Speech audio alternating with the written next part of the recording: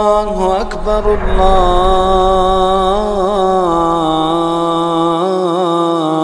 الله أكبر. السلام عليكم ورحمة الله وبركاته. إن الحمد لله نحمده ونستعينه ونستغفره ونعوذ بالله من شرور أنفسنا ومن سيئات أعمالنا، من يهده الله فلا مضل له ومن يضلل فلا هادي له، وأشهد أن لا إله إلا الله وحده لا شريك له، وأشهد أن محمدا عبده ورسوله. أما بعد، فإن خير الحديث كتاب الله، وخير الهدي هدي محمد صلى الله عليه وسلم، وشر الأمور محدثاتها، وكل محدثة بدعة، وكل بدعة ضلالة، وكل ضلالة في النار. اللهم صل على محمد وعلى آل محمد كما صليت على إبراهيم وعلى آل إبراهيم إنك حميد مجيد. اللهم بارك على محمد وعلى آل محمد كما باركت على إبراهيم وعلى آل إبراهيم إنك حميد مجيد. قال الله تبارك وتعالى في القرآن الحكيم: أعوذ بالله من الشيطان الرجيم، واعبد ربك حتى يأتيك اليقين.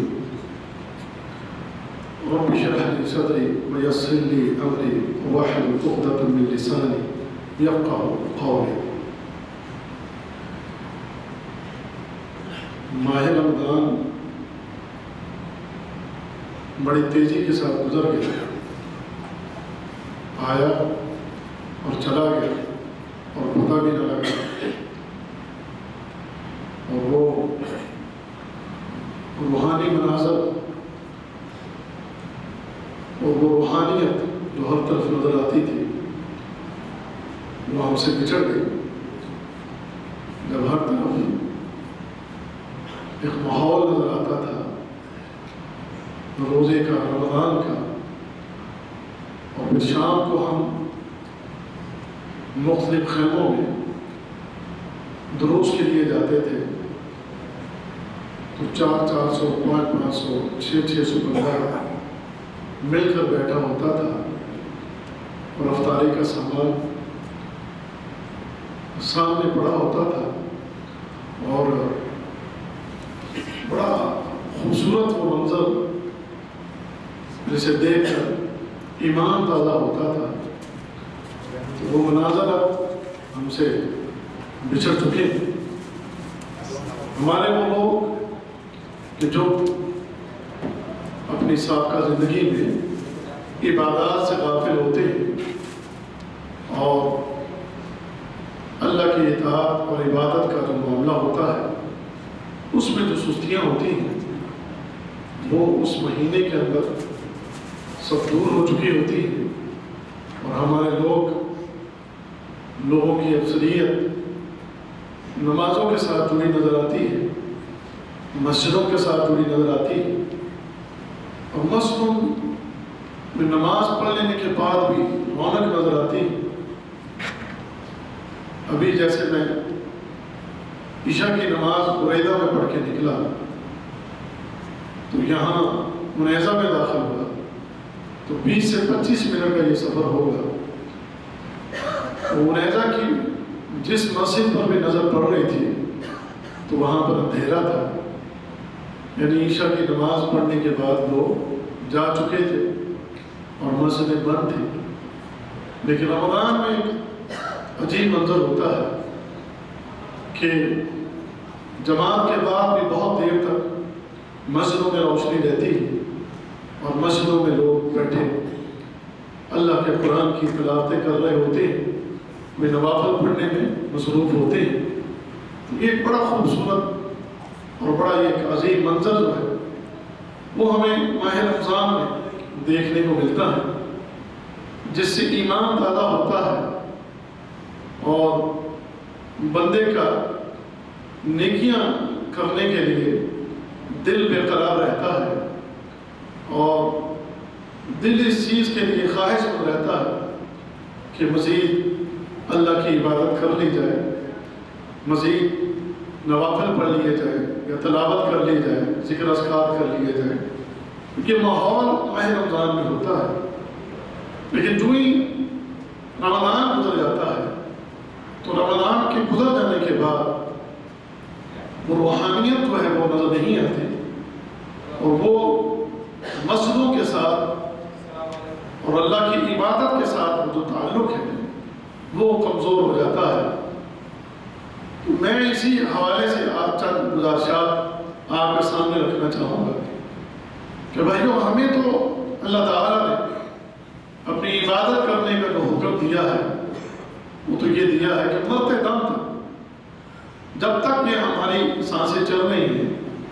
اور جب تک ہماری یہ زندگی قائم اور دائم ہے، اس وقت تک ہم اپنے رب کی عبادت کرتے رہیں۔ وَاعْبُدْ رَبَّكَ حَتَّى يَأْتِيَكَ الْيَقِينُ، جب تک موت نہیں آ جاتی تب تک تم اس بات کے پابند ہو کہ تم اپنی اللہ کی عبادت جو ہے جو اس نے تم پر فرض کی ہے وہ بھی، اور اس کے علاوہ نفلی عبادات کا بھی یہ اہتمام کرتے رہو۔ انسان کی اور خاص کر اس مسلمان کو یہ بات سمجھنی چاہیے کہ اس کی جو کامیابی وہ اسی چیز میں کہ جب تک ہم اپنے اللہ کی عبادت اور اطاعت کا معاملہ اس کے ساتھ جڑے رہیں گے تو ہمارے لیے کامیابیوں کے دروازے کھلے رہیں گے، اس دنیا کے اندر بھی کامیابیاں اور مرنے کے بعد بھی کامیابیاں ہیں۔ اور جن لوگوں نے اس معاملے میں سستیاں برتی اور اس سے اعراض برتا ہے تو وہ لوگ اس دنیا میں بھی تنگ ہوئے ہیں اور مرنے کے بعد بھی ان کے لیے تنگیاں ہیں، جیسے قرآن اس بات پر گواہ ہے سورۃ طٰہٰ، وَمَنْ أَعْرَضَ عَنْ ذِكْرِي فَإِنَّ لَهُ مَعِيشَةً ضَنْكًا وَنَحْشُرُهُ يَوْمَ الْقِيَامَةِ أَعْمَىٰ۔ فرمایا کہ جب لوگ ہمارے اس دین کو اور ہماری اس عبادت کو اور ہماری اس نصیحت کو اور ہمارے اس ذکر کو اس سے اعراض کرتے ہیں، اس کو چھوڑ دیتے ہیں، تو پھر ہم ان پر ان کی زندگیاں تنگ کر دیتے ہیں، پھر دنیا میں ان کے لیے مسائل ہوتے ہیں، پریشانیاں ہوتی اور تنگیاں ہوتی اور معیشت تنگ ہو جاتی۔ تو یہ رہا معاملہ دنیا، اور پھر اس کے بعد جب مریں تو مرنے کے بعد جب اللہ تعالیٰ انہیں جمع کرے گا اور اکٹھا کرے گا، وَنَحْشُرُ يَوْمَ الْقِيَامَةِ أَعْمَىٰ، تو اللہ تعالیٰ فرماتے ہیں کہ ہم انہیں اندھا کر دیں گے اور اندھا کر کے ہم ان کو اٹھائیں گے، اور جب یہ اندھا کر کے اٹھایا جائے گا تو یہ اللہ تعالیٰ سے سوال کرے گا، قَالَ رَبِّ لِمَا حَشَرْتَنِي أَعْمَىٰ وَقَدْ كُنْتُ بَصِيرًا، کہے گا کہ اللہ مجھے تو نے اندھا کیوں کر دیا؟ دنیا میں تو میرے لیے دونوں آنکھیں کام کرتی تھی، دونوں آنکھیں میرے پاس ہیں، لیکن آج یہ آنکھیں میرے پاس کیوں نہیں؟ آج میری چاروں طرف اندھیرے کیوں ہوئے؟ آج مجھے یہ نظر کیوں نہیں آ رہا؟ تو رب کائنات اسے اس موقع پر پھر جواب دے، فرمائے گا كَذَلِكَ أَتَتْكَ آيَاتُنَا فَنَسِيتَهَا، دیکھ تیرے پاس ہماری آیات آتی تھی، ہمارے حکم تیرے پاس آتے تھے، ہماری طرف سے نصیحتیں تیرے پاس آتی تھی، لیکن تو نے اسے بھلا دیا اور اس سے اپنے تعلق کو توڑ لیا۔ وَكَذَلِكَ الْيَوْمَ تُنسَىٰ، لہذا آج ہم نے بھی تجھے بھلا دیا اور تو بھلا دیا گیا۔ تو لہذا یہ جو دین کا معاملہ اس کو کبھی بھی ہم نہیں چھوڑ سکتے بھائیوں۔ یہ نہیں ہے کہ صرف رمضان میں تو آپ جڑ جائیں اور رمضان میں خوب دین نظر آئے، ایمان نظر آئے، عمل نظر آئے، نمازیں نظر آئے، تلاوت نظر آئے، لیکن جو ہی رمضان گزر جائے تو ہم اس کے ساتھ اپنا تعلق توڑ نہیں۔ کیوں؟ رمضان کے اندر بھی اللہ کا حکم عبادت کرنے کا تھا، رمضان کے بعد بھی اس کا حکم عبادت کرنے کا ہے۔ ہم رمضان میں بھی اس کے محتاج ہیں، رمضان کے بعد بھی ہم اس کے محتاج ہیں۔ ہمیں رمضان کے اندر بھی نیکیوں کی ضرورت ہے، ہمیں رمضان کے بعد بھی نیکیوں کی ضرورت ہے۔ یہ نہیں ہے کہ صرف نیکیوں کی ہمیں حاجت اور ضرورت صرف رمضان میں۔ اب رمضان آئے تو ہم خوب محنت کر لیں اور خوب عبادت کر لیں اور خوب تلاوتیں کر لیں، اور رمضان جائے تو نمازوں میں سستی ہو، رمضان جائے تو کبھی قرآن نہ کھولے،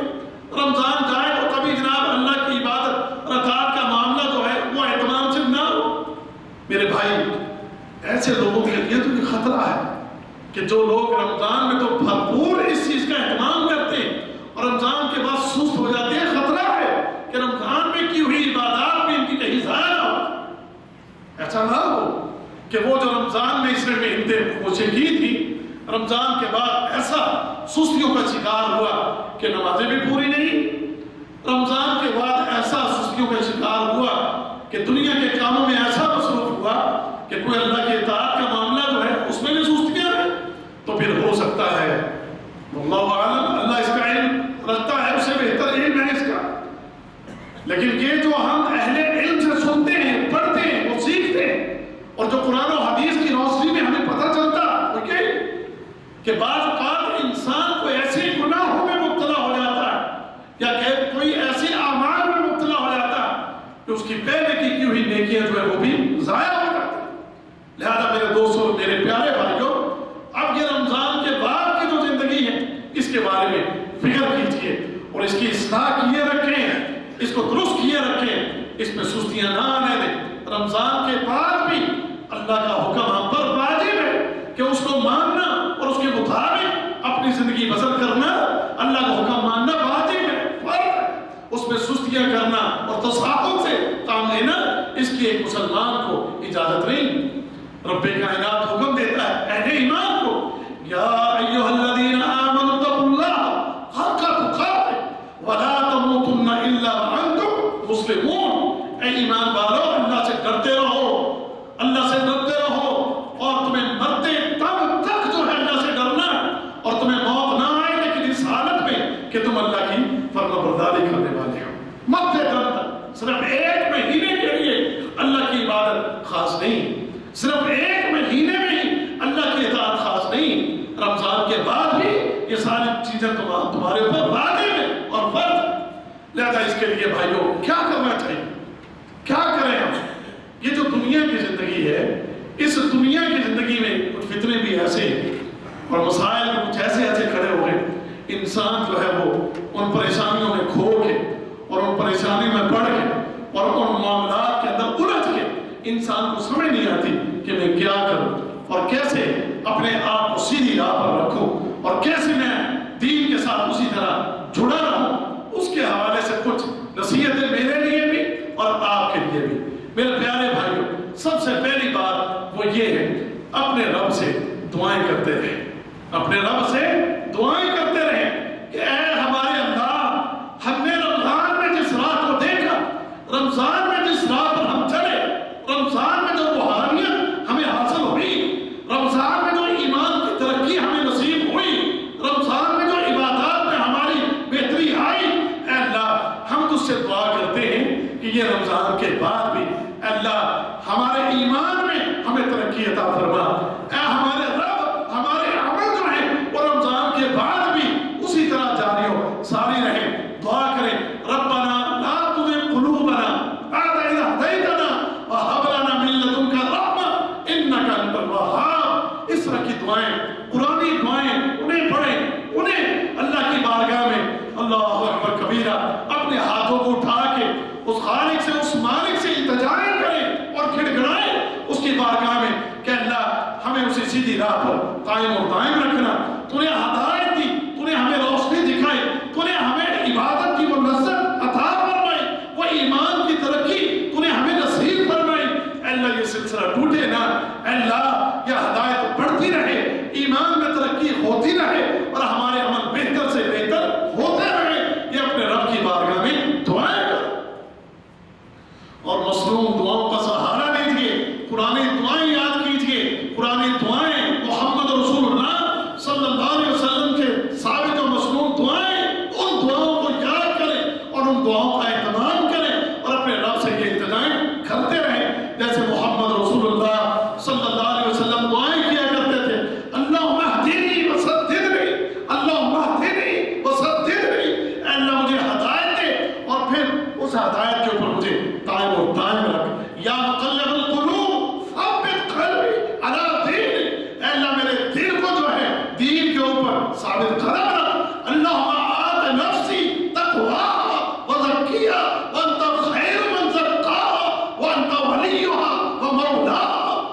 طرح کی مصنوع دعائیں تو محمد رسول اللہ صلی اللہ علیہ وسلم سے ثابت ہے، ان دعاؤں کو پڑھیں بھائیوں، ان دعاؤں کو اپنے خالق کی، اپنے مالک کی بارگاہ میں جو ہے کریں اور اس سے یہ التجائیں کریں تاکہ ہم جو ہیں اپنے رب کی راہ پر قائم و دائم رہیں۔ پھر اس کے بعد دوسری چیز جو ہے بھائیوں اس دعا کے بعد وہ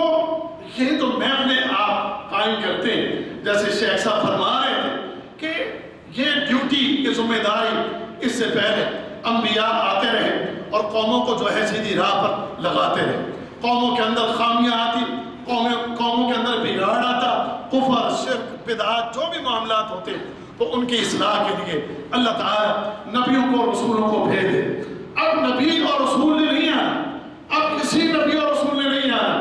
اب جو ہے یہ کام، یہ ڈیوٹی، یہ ذمہ داری جو ہے ان جیسے مشائخ کی ہے اور ہمارے جیسے طالب علم جو ہے ان کے نقش قدم پر چل کے جو ہے ان کاموں کو ہم کرتے ہیں۔ اور آپ بھائیوں کی یہ ذمہ داری ہے۔ میں یہاں پر اس بات کو تسلیم کروں گا کہ جو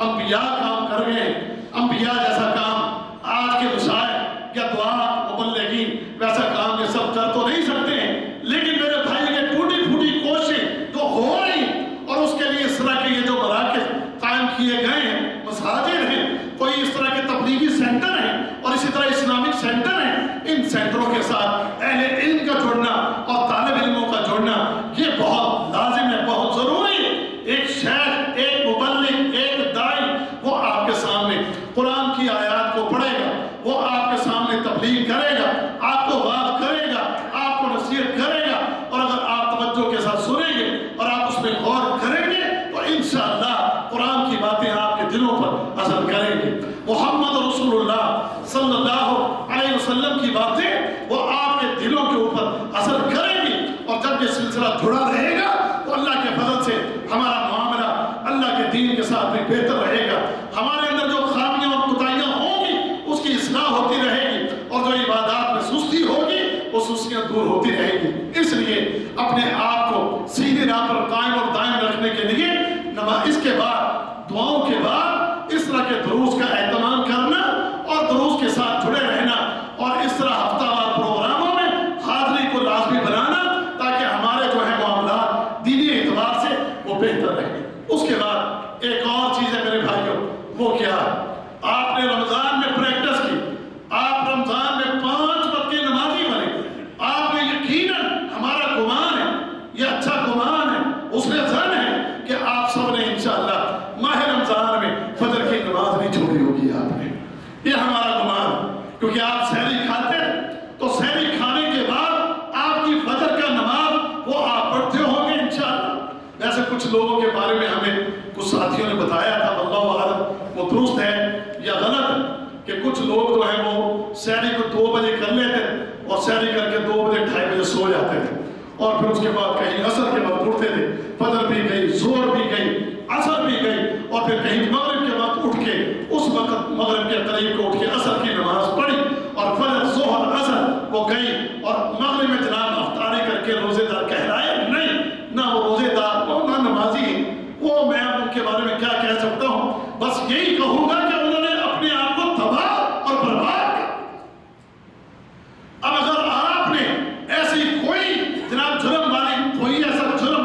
جرم والا کام آپ نے نہیں کیا، آپ اللہ کے فضل سے سحری کھاتے رہے اور فجر کی نمازوں کا اہتمام آپ نے کیا ہے، تو 29 دن آپ کی یہ پریکٹس ہوئی ہے میرے بھائیوں۔ اب اس پریکٹس کو ضائع نہ کرنا، وہ جو تربیت آپ کی ہوئی ہے اس تربیت کو ضائع نہ کرنا۔ فجر کی نماز لازم پکڑ لو، فجر کی نماز اس کو کبھی نہ چھوڑو، فجر کی نماز کا باقاعدگی کے ساتھ اہتمام کرو، فجر کی نماز کے لیے اٹھو اور باجماعت جا کر امام کے ساتھ مسجد میں باجماعت فجر کی نماز کو ادا کرو، اور جب تم فجر کی نماز کو ادا کر لو گے، محمد رسول اللہ صلی اللہ علیہ وسلم کا فرمان ہے، فرمان من صلی الفجر مع الجماعۃ فهو فی ذمۃ اللہ، جس کسی نے بھی فجر کی نماز کو باجماعت ادا کیا وہ اللہ تعالیٰ کی نگرانی میں ہوتا ہے، رب کائنات اس کی نگرانی، اس کی حفاظت کرتا ہے، اس کی ذمہ داری رب کائنات کے ہاں ہوتی ہے، خالق اس کی جناب حفاظت کرتا ہے اور اس کو بچاتا ہے اور اس کی جناب اس کی مدد کرتا ہے۔ اس لیے میرے دوستوں اور میرے عزیزوں،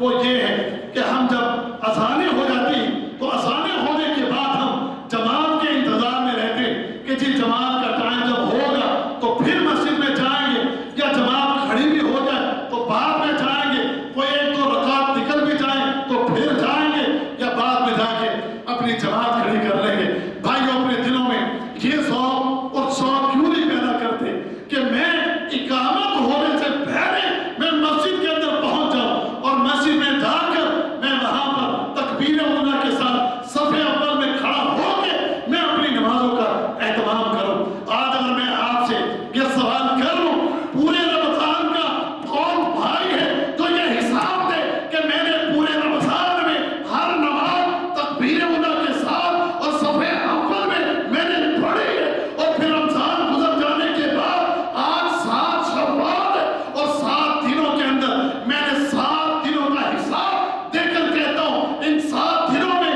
میری کوئی ایک نماز بھی ایسی نہیں ہے کہ جو میں نے دوسری صف میں پڑھی ہو یا میں نے تکبیر اولیٰ ضائع کی ہو۔ میں ان 7 دنوں میں بھی رمضان کے 29 دن وہ بھی اور 29 دنوں کے بعد کے یہ 7 دن یہ بھی میں نے اس کے اندر کے اہتمام کیا، صف اول میں کھڑا ہوا اور تکبیر اولیٰ کے ساتھ نمازوں کو ادا کیا ہے۔ کون ہے جو اس طرح کا جناب اپنا ریکارڈ پیش کر سکے؟ اگر کسی کا ریکارڈ ہے تو رب کائنات اسے قبول کرے اور اسے آگے بھی سباب کی توفیق دے، اور اگر نہیں ہے تو بھائیو ان چیزوں کا اہتمام کرے۔ آپ کی نمازیں اس طرح کی ہو، آپ کے اندر یہ طلب ہو، یہ سوچ ہو، یہ فکر ہو، اس کے لیے دوڑ ہو، اس کے لیے جستجو ہو، تکبیر اولیٰ کے ساتھ پڑھنا اور صف اول میں کھڑے ہونا، اپنا نام اللہ کے ہاں یہ لکھوا لینا کہ یہ صف اول کا نمازی ہے اور تکبیر اولیٰ کے ساتھ نماز پڑھنے والا۔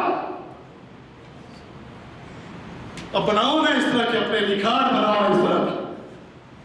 اس طرح کی اپنی زندگی اور اپنی لائف کو بناؤ، نظر آئے آپ کی زندگیوں میں یہ رنگ نظر آئے، یہ آپ کے عمل نظر آئے۔ ہم کام کے اندر، دنیا کے کاموں کے اندر ہم صف اول میں نظر آتے ہیں، ہم دنیا کے معاملات میں ہم سب سے آگے آگے نظر آتے ہیں، دنیا کی جناب چمک اور دمک کے پیچھے دوڑتے ہوئے سب سے فرنٹ لائن پر ہم نظر آتے ہیں، لیکن یہاں جو دین کا معاملہ ہے اس میں اپنے آپ کو دیکھیں کہ اس کے اندر آپ کی حالت اور کیفیت کیا ہے۔ اگر ہے تو بھائیو آپ کو مبارک، اور اگر نہیں ہے تو میں آپ سے یہ درخواست کرتا ہوں بھائیو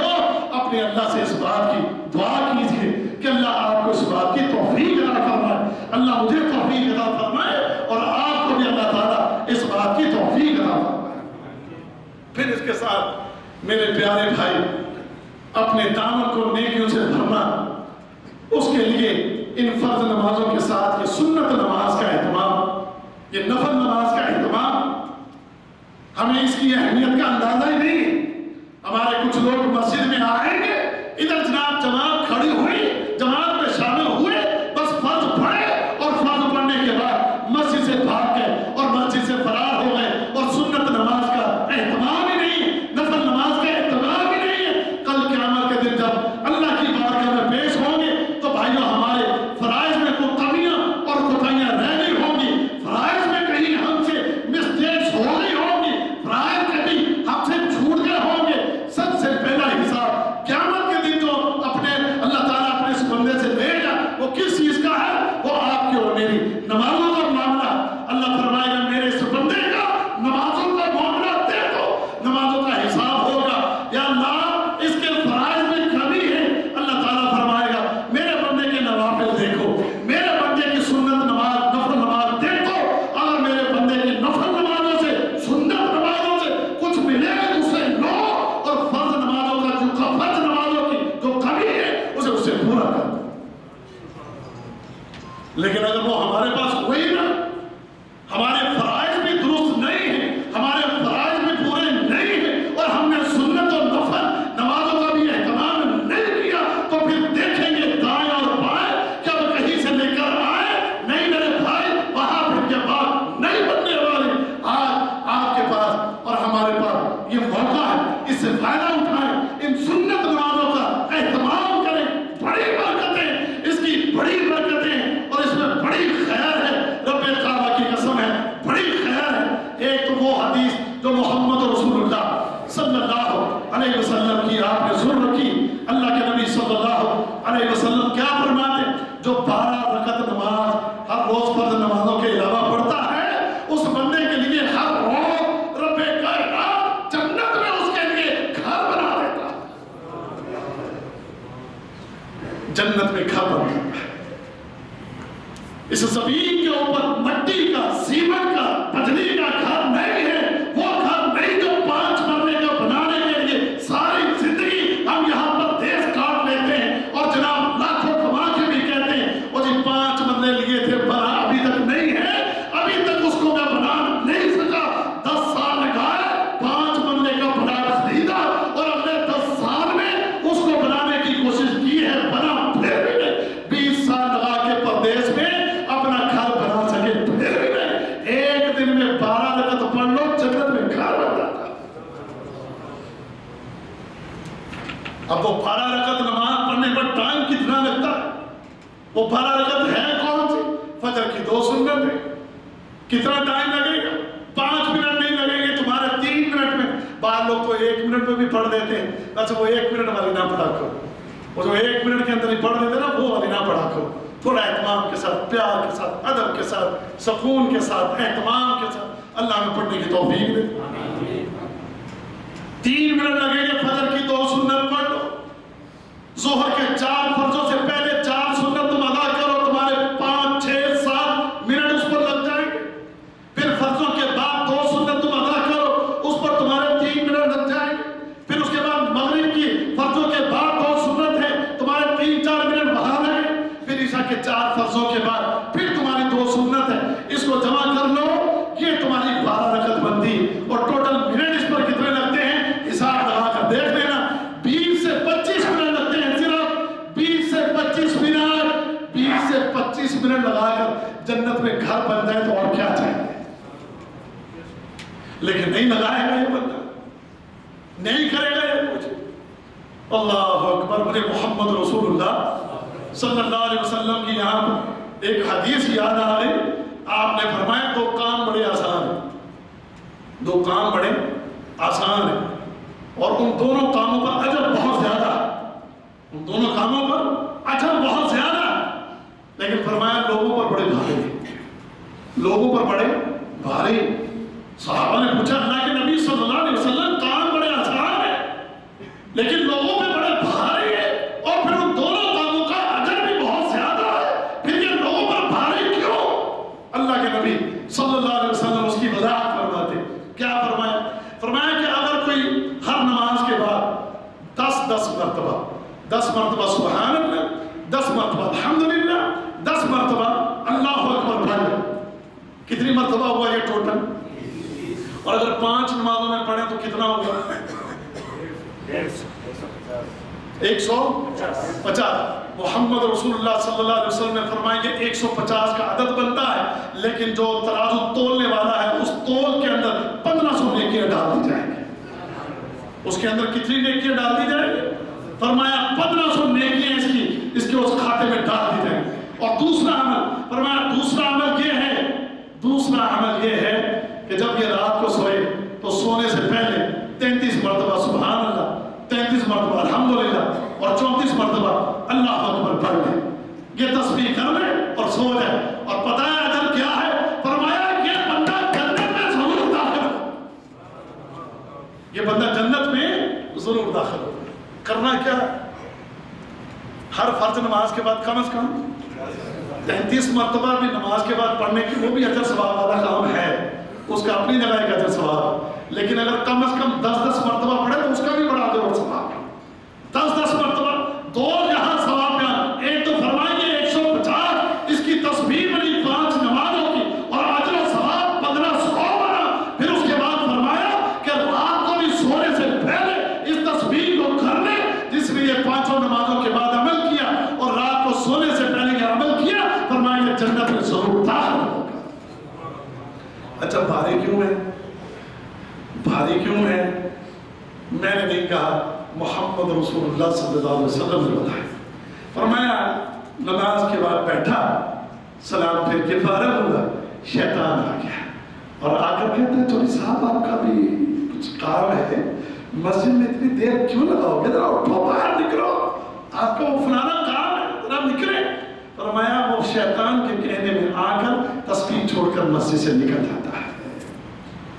رات کو جب تسبیح کرنے کا سوچے گا، شیطان آئے گا، آ کر اس کو بہکائے گا اور اسے کہے گا جناب دن بھر کے تھکے ہوئے ہو، اتنی تم نے جناب آج سارا دن محنت کی ہے، کام کیا، تھکے ہوئے، چھوڑو یہ تسبیح کرنا، اور جناب آپ آرام فرمائیں، سو جائے گا۔ فرمایا تسبیح چھوڑ دے گا، چھوٹا سا کام ہے، چھوٹا سا عمل ہے، لیکن شیطان کے کہنے میں آ کر اس کو چھوڑ کے اتنے بڑے اجر سے محروم ہو جاتا ہے۔ لہذا میرے بھائیوں، اسی طرح کے سنت ادا کرنے کا بھی معاملہ ہے۔ شیطان آئے گا، آ کے اس کو بہکائے گا اور یاد کروائے گا جناب آپ کے ابھی باہر کام ہے، ابھی آپ کام چھوڑ کے آئے ہو، دکان چھوڑ کے آئے ہو، باہر تمہارے دوست تمہارے انتظار میں ہیں، تمہارے گھر میں تمہارا کوئی انتظار کرنے والا ہے، لہذا چھوڑو۔ یہ سنت نماز چھوڑ کے یہ 2-4 منٹ کا عمل ہے جو نیکی کا، اس کو چھوڑ کے چلا جائے گا۔ اچھا ویسے مسجد سے باہر نکلے اور کوئی دوست مل جائے تو اس کے ساتھ گپے لگانے کے لیے کھڑا ہو جائے گا،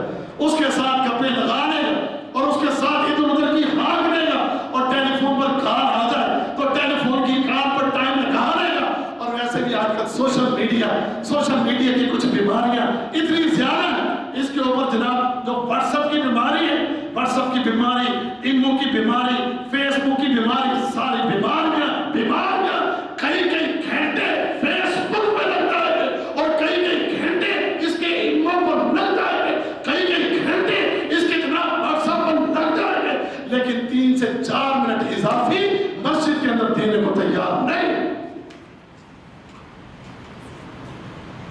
اللہ اکبر، فیس بک تو جان نہیں چھوڑتی۔ ہمارے لوگ جناب ایک دفعہ شروع ہو جائے، اب پتہ نہیں دنیا جہان کو تو ایڈ کیا ہوگا،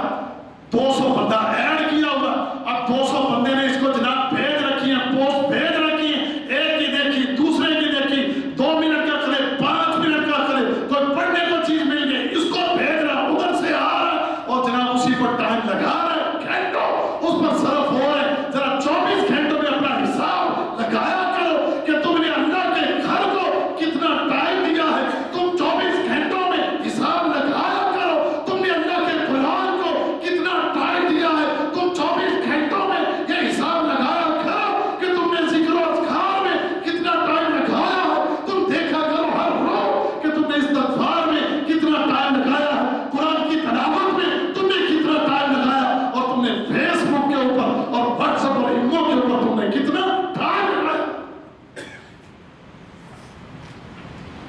کیا کرو نا ہر روز اپنے یہ حساب کیلکولیشن کیا کرو۔ جی ہاں، اہل علم بیٹھے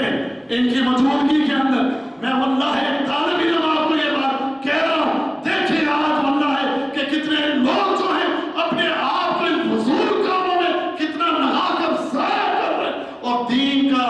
علم کا، عمل کا معاملہ اس سے کتنے دور ہو چکے ہیں۔ اور یہ تو ایسی بیماری ہے، کئی علماء بھی اس کے اندر ایسے، وہ ہمارے پنجابی میں کہتے ہیں کھب گئے ہیں کہ وہاں سے جناب وہاں پر گھنٹوں اس پہ لگا دیں گے۔ کئی بھائی کھب گئے سے پریشان ہو گئے، یعنی اس کے اندر ایسے محب ہو گئے، ایسے اس کے اندر لگ گئے، ایسے اس میں اپنے آپ کو مصروف کر لیا کہ کئی گھنٹے ضائع کر دیتے۔ ہم نے دیکھا رمضان کے اندر بھی چل رہا ہے، واٹس ایپ چل رہا ہے، گروپ چل رہے ہیں، میسج چل رہا ہے، بند کرو اس کو اللہ کے بندو۔ اس مہینے کے اندر ہم نے تو جناب سلف صالحین کے بارے میں پڑھا ہے، وہ تو درس و تدریس کا معاملہ بھی جو ہے ماہ رمضان میں بند کر دیتے تھے اور کہا کرتے تھے ہذا شہر القرآن، یہ مہینہ جو ہے یہ مہینہ قرآن کا مہینہ ہے، اور ہمارے لوگوں نے اس مہینے کو بھی واٹس ایپ کا مہینہ اور فیس بک کا مہینہ بنایا۔ لہذا میرے دوستوں، میرے عزیزوں، میں آپ کو یہ نصیحت کرتا ہوں کہ ان بیماریوں کے لیے ٹھیک ہے اس کے اندر بہت اچھی چیزیں بھی موجود ہیں، اچھے کام بھی سے دیے جا سکتے، لیکن اس کی ایک لمٹ مقرر کریں۔ میں نے ہر روز فیس بک کرنا ہی ہے استعمال، اور اس کے ذریعے کو دعوت و تبلیغ کا کام کرنا ہے، میں نے ہر روز اس کو صرف 15 منٹ دے رہے یا 20 منٹ میں نے اس کو دے رہے، 25 منٹ میں نے اس کو دے رہے، بس اس سے زیادہ ٹائم نہیں دینا۔ واٹس ایپ کے میسج ہیں تو اس کو میں نے ہر روز 15 منٹ 20 منٹ دے رہے، بس یہ میرا ٹائم ہوگا۔ اور رہی ایمو پر بات کرنے کی صاحبہ کے ساتھ لمبی باتیں ہوتی ہیں، باقی تو اماں جان، ابا جان، بہن بھائی ان کے ساتھ تو مختصری بندہ بات کرتا ہے، لمبی بات تو بیگم صاحبہ کے ساتھ ہوتی ہے۔ تو بیگم صاحبہ کے ساتھ بھی یہ طے کر لیں کہ بس تو 15-20 منٹ آپ سے بات کر لیا کریں گے، اس سے زیادہ لمبی باتیں نہیں ہوگی۔ مکہ میں مجھے جب بھی جانے کا اتفاق ہوا، وہ گاڑی باز کا ہمیں تو مکہ میں راستے نہیں ملتے، تو کبھی ٹیکسی لے لی تو ٹیکسی میں یقین جانو ٹیکسی والے وہ کانوں کو لگائے رہتے ہر ٹائم،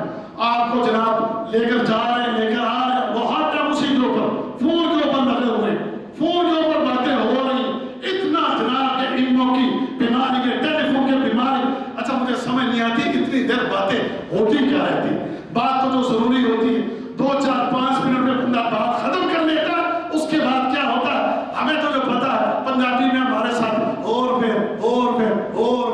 یا جیسے آپ اور سناؤ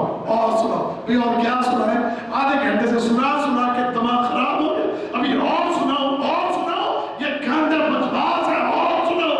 سناؤ تو اور کچھ نہ سنا، اس کو بند کر اور اللہ کی تسبیح کر، اللہ کا ذکر کر اور استغفار کر، اللہ کو یاد کر، فَاذْكُرُونِي أَذْكُرْكُمْ، تم مجھے یاد کرو، اللہ کہتا ہے میں تمہیں یاد کروں۔ رمضان کے بعد اپنی زندگیوں کو دیکھو بھائیوں کہ کہاں آپ اپنے زندگی کے لمحات کو ضائع کر رہے ہو، اپنے زندگی کے اس وقت کو ضائع کر رہے ہو، دیکھو اپنے زندگی کے ایک لمحے کا جائزہ لو، یہ بڑا قیمتی ہے۔ سفیان ثوری رحمہ اللہ کا ایک قول، اللہ اکبر، کیا کہتے قیامت کے دن انسان اپنے اس ایک لمحے کو یاد کر کے روئے گا کہ جن لمحات کو اس نے دنیا کے اندر ضائع کیا، جن لمحات کو اس نے دنیا میں ضائع کیا، ان لمحات کو یاد کر کے روئے گا کہ ہائے کاش میں اپنے اس وقت کو قیمتی بنا لیتا، میں اپنے اس وقت میں اللہ کی عبادت کر لیتا، میں اس وقت کے اندر اللہ کا ذکر اذکار کر لیتا، کوئی تسبیح کر لیتا، استغفار کر لیتا، اس وقت کے اوپر روئے گا۔ لہذا میرے دوستوں اور بھائیوں، اپنے اس وقت کو قیمتی بنائیں۔ کیا کرنا ہے؟ نمازوں میں فرض نمازیں پڑھ لیں، سنت نماز کا اہتمام کیجئے، سستی نہ کیجئے، ٹائم دوسری چیزوں پر جو ضائع کرتے ہو اس کو دیکھ کے اپنا شیڈول بنائیں، اور یہ شیڈول بنائیں میں نے ہر فرض نماز کے ساتھ انشاءاللہ سنت نماز ادا کرنی ہے۔ اور بعض سنت نماز اتنی فضیلت اور اتنی برکت، جیسے کہ فجر کی 2 سنتوں کے بارے میں محمد رسول اللہ صلی اللہ علیہ وسلم نے فرمایا رکعۃ الفجر خیر من الدنیا وما فیہا، فرمایا کہ فجر کی 2 رکعتیں جو ہیں وہ دنیا اور دنیا میں جو کچھ ہے ان تمام چیزوں سے بہتر، پوری دنیا سے بہتر، اور پوری دنیا میں جو سونا چاندی ہیرے جواہرات ریال یورو ڈالر اور یہ تمہارے دنیا کے جتنے بھی جناب چمکتے دمکتے معاملات، ان سب سے بہتر یہ فجر کی 2 رکعتیں ہیں۔ محمد رسول اللہ صلی اللہ علیہ وسلم نے فرمایا میرا ایمان ہے اور میرا یقین ہے، کیونکہ میرے نبی کی بات غلط نہیں ہو سکتی، میرے نبی کی ایک بات سچ ہے اور حق ہے۔ کیا فرمایا محمد رسول اللہ صلی اللہ علیہ وسلم نے؟ فرمایا جو بندہ ظہر سے پہلے، ظہر کے فرضوں سے پہلے 4 رکعت سنت ادا کر لے اور فرضوں کے بعد بھی 4 سنت ادا کر لے، یہ بندہ جہنم کی آگ پر حرام، یعنی جہنم کی آگ اس کو نہیں جلا سکتی۔ کیا خیال ہے ہمارے نبی کی بات درست ہے کہ نہیں ہے؟ اگر یہ میرا ایمان اس بات پر ہو، میرا ایمان اور یقین اس بات پر ہو کہ اگر میں ظہر کے فرضوں سے پہلے 4 سنت پڑھ لوں اور ظہر کے فرضوں کے بعد 4 سنت ادا کر لوں تو اس کی وجہ سے جہنم کی آگ سے بچ جاؤں گا، تو کوئی بندہ ایمان والا ان سنتوں کو چھوڑے گا؟ جسے جہنم کی آگ سے ڈر لگتا ہے، جس کے دل میں جہنم کی آگ کا خوف ہو، رب کعبہ کی قسم ہے وہ ان 8 سنتوں کو فرض سے پہلے 4 سنت اور فرضوں کے بعد کی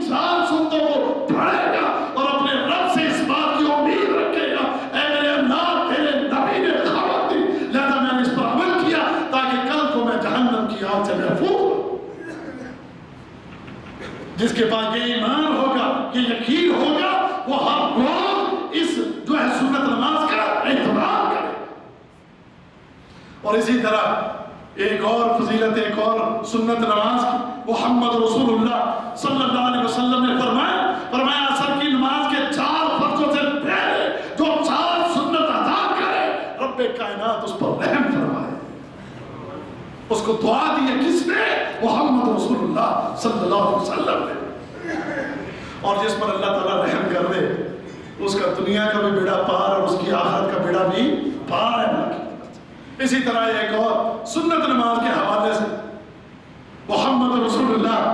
صلی اللہ علیہ وسلم کی حدیث فرمایا کہ جو رات کو عشاء کے فرضوں کے بعد 4 سنت نماز گھر میں جا کر ایک ہی سلام کے ساتھ ادا کرے، اس کا یہ قیام لیلۃ القدر میں قیام کرنے کے برابر لکھ دیا جاتا ہے۔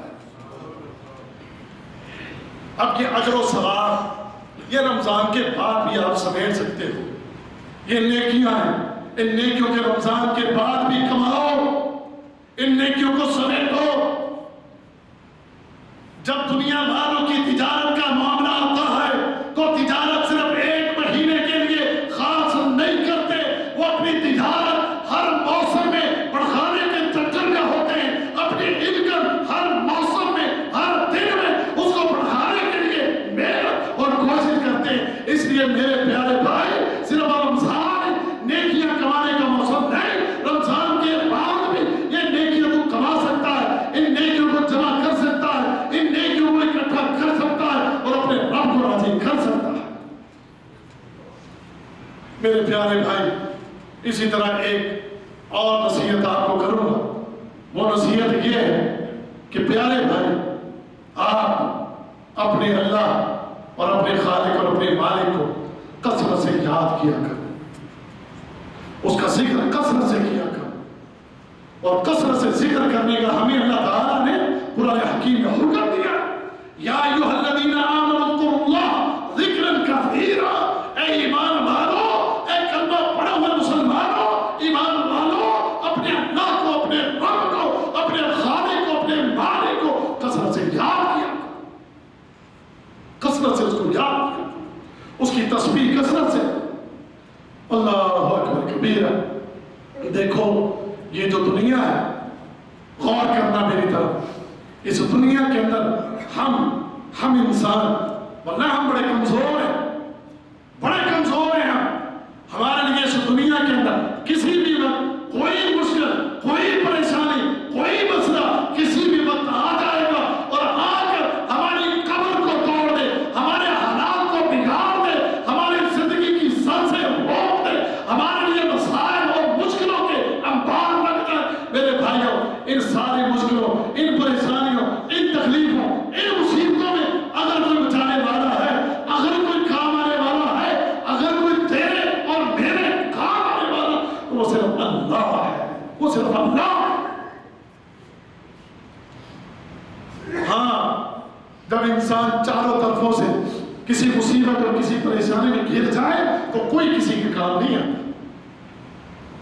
بلکہ تمہارے اپنے دوست، تمہارے اپنے ساتھی، تمہارے اپنے بھائی، تمہارے اپنے عزیز تمہارے سامنے تمہارے اوپر جناب کیچڑ اچھالیں گے اور تمہارے بارے میں باتیں کریں گے۔ بس ایک ہستی ہے جو تیرے دل کو جانتی ہے، جو تیرے عمل کو جانتی ہے، جو تیرے ماضی کو جانتی ہے، جو تیرے حال کو جانتی ہے اور تیرے آنے والے وقت کو جانتی ہے، وہ ہستی صرف ایک اللہ کی ہستی ہے۔ لہٰذا اپنے اس اللہ سے اپنے تعلق کو مضبوط رکھنے کے لیے پیارے بھائی، اس کے ذکر سے اپنی زبان کو تھام رکھ، ہر وقت اپنے اللہ کا ذکر کرتے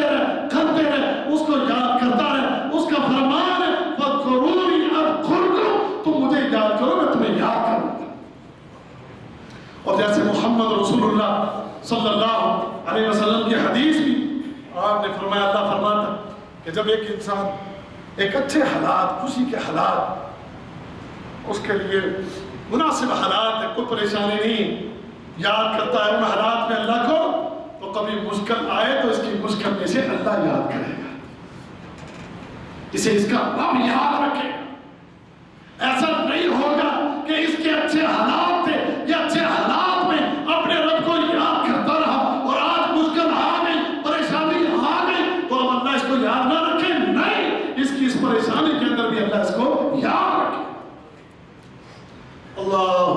کبیرہ، یونس علیہ السلام کے بارے میں وہ آپ نے سن رکھا ہے نا، اللہ اکبر کبیرہ، کہاں قید ہو گئے؟ مچھلی کے پیٹ میں قید ہو گئے، مچھلی کے پیٹ میں قید ہے، اور کہاں مچھلی کا پیٹ کس جگہ پر قید ہے؟ رات کے اندھیرے ہیں اور سمندر کی گہرائیوں کے اندھیرے ہیں اور مچھلی کے پیٹ کا اندھیرا ہے، اس اندھیرے کے اندر جیسے قرآن بھی کہتا فنادیٰ فی الظلمات، اندھیروں میں ہمیں پکارا کس نے؟ یونس علیہ السلام نے، وہاں سے پکار کر کہتے لا الہ الا انت سبحانک انی کنت من الظالمین، وہاں سے اللہ کو پکارتے ہیں۔ جیسے بعض مفسرین نے اسی آیت کی تفسیر میں لکھا کہ جب یہ آواز یونس علیہ السلام نے وہاں سے نکالی تو یہ آواز اللہ کے عرش تک پہنچی، اور عرش کے ساتھ جو فرشتے تھے اور فرشتوں نے آواز کو سنا اور سن کے کہتے ہیں اے اللہ یہ آواز سنی سنی لگتی ہے، جو بڑے کرب میں مبتلا آواز نکل رہی ہے، بڑی تکلیف کی حالت میں یہ آواز وہاں سے آ رہی ہے۔ رب کائنات نے فرمایا ہاں اسے میں جانتا ہوں، یہ میرا بندہ یونس ہے جو مچھلی کے پیٹ سے مجھے پکارا۔ اس مشکل گھڑی میں سننے والا، وہاں پر ان اندھیروں میں کوئی دیکھنے والا نہیں، یہاں تک کہ فرشتوں کو بھی معلوم نہیں ہے یہ کون ہے اور کہاں ہے، لیکن عرش والے رب کو معلوم ہے یہ کون ہے اور کہاں ہے اور کہاں سے پکار رہا۔ یہ وہی آواز ہے جو اچھے حالات میں بھی اللہ کو یاد کیا کرتی تھی، اور آج اس حالت میں بھی اس نے یاد کیا تو اللہ بھی اس کو یاد کرتا ہے اور اسے غم سے نجات دیتا ہے۔ لہذا میرے پیارے بھائیوں، اپنے اللہ کی تسبیح، اس کی حمد و ثنا اور ذکر اذکار، اس کا معاملہ بھی ضرور جاری و ساری رکھیں۔ رمضان کے بعد بھی آپ قرآن کی تلاوت نہ چھوڑیں، یہ قرآن کی تلاوت بھی اللہ کا ذکر ہے، پھر نمازوں کے بعد کی تسبیحات اس کا اہتمام کریں، اور صبح اور شام کے اذکار کا اہتمام کریں۔ جیسے میں نے درس کے شروع میں کہا تھا، اس کو بھی ساتھ یاد رکھیں کہ دعائیں کریں کہ ہمارا رب اور ہمارا مالک ہمیں ان راہوں پر، دین کی راہوں پر، شریعت کی راہوں پر ہمیں دائم اور قائم رکھے، اور کسی بھی مشکل سے اور پریشانی سے اللہ تعالیٰ ہمیں بچائے اور محفوظ رکھے۔ اللہ دنیا میں لوگوں کے بڑے مسائل ہیں، لوگوں کی بڑی پریشانیاں ہیں۔ ایک گھر، اس کے بارے میں ہم نے دیکھا، پڑھا اور سنا کہ گھر کے اندر کمانے والی صرف ایک عورت ہے، گھر کے اندر مرد بھی بیمار ہے، بچے بھی بیمار ہیں، ایک عورت ہے جو کما کر لاتی ہے، 5 بچوں پر پیٹ بھرتی ہے، اور بیمار اپنے خاوند کے لیے بھی دوائیوں کا بندوبست وہی کرتی ہے۔ وہ ایک عورت گھر گھر جا کے برتن صاف کرتی ہے اور صفائیاں کرتی ہے، اور پھر کما کے لا کے اپنے خاوند کی اور اپنے بچوں کی جناب ان کی خدمت کر رہی ہے اور ان کی حاجات اور ضرورتوں کو پوری کر رہی ہے۔ اللہ نہ کرے ایسے وقت کہیں ہم پر آئے، اللہ سے ڈریں اور اس کو یاد کریں اور اس سے دعائیں کریں اور کثرت سے اس کو یاد کریں اور اس کی بارگاہ میں التجائیں کریں کہ اللہ ہمیں ایسی کسی تکلیف سے اور ایسی کسی پریشانی سے رب کائنات ہمیں محفوظ رکھے اور ہمیں بچائے، اور زمانے کی جو درندگی ہے اس زمانے کی درندگیوں سے رب کائنات ہمیں محفوظ رکھے۔ مجبور لوگ ہوتے ہیں، پریشانیوں کے حالوں میں گھروں سے لوگ نکلتے ہیں، عورتیں کام کرنے کے لیے نکل پڑتی ہیں، کیونکہ گھر میں کوئی مرد کام کرنے والا نہیں، اور اگر کوئی مرد کام کرنے والا ہے وہ معذور ہے، وہ بیمار ہے، وہ کام کرنے کے لائق نہیں۔ عورتوں کو مجبوراً گھر سے باہر جا کے کام کرنے پڑتے ہیں، اور پھر باہر مرد جو ہے درندے بن کے ان کے ساتھ جو زیادتیاں اور ظلم کرتے ہیں، اللہ دیکھ کر رونگٹے کھڑے ہو جاتے ہیں۔ اللہ ایسے کسی بھی حرام سے ہمارے مسلمانوں کو بچائے۔ میں نے ابھی یہ تھوڑے دن پہلے ایک خبر پڑھی، ایک 16 سالہ لڑکی جو بیچاری باپ اس کا فوت ہو گیا، گھر کے اندر ایک ماں ہے اور ایک اس کا ماموں ہے اور ایک اور رشتے دار، وہ 3-4 اس کے گھر کے اندر، وہ کوئی کمانے والا نہیں ہے۔ وہ 16 سالہ لڑکی مجبور کام کرنے کے لیے گھر سے نکلی، کیونکہ گھر میں واقع تھے۔ اب یہ کام کرنے کے لیے گئی، اور جہاں کام کر رہی تھی وہاں ایک درندہ پیچھے لگ گیا، اسے مجبور کرنے لگا، وہ اس جگہ سے بھی کام چھوڑ کے کسی اور جگہ چلی گئی، پھر بھی اس درندے نے اس کا پیچھا نہ چھوڑا، یہاں تک کہ جب اس درندے کی حفاظت کو اس لڑکی نے پورا نہ کیا، اسے گولی مار کے اس نے ہلاک کر دیا۔ اب وہ ماں رو رہی ہے، اس کے گھر والے رو رہے ہیں، کہہ رہے کہ اس بندے نے ایک کو قتل نہیں کیا، اس نے 4 قتل کر دیے، اس کا جنازہ کرنے کے لیے اور اسے کفن پہنانے کے لیے ہمارے پاس پیسے نہیں تھے، ہم نے کفن کے لیے بھی کسی سے پیسے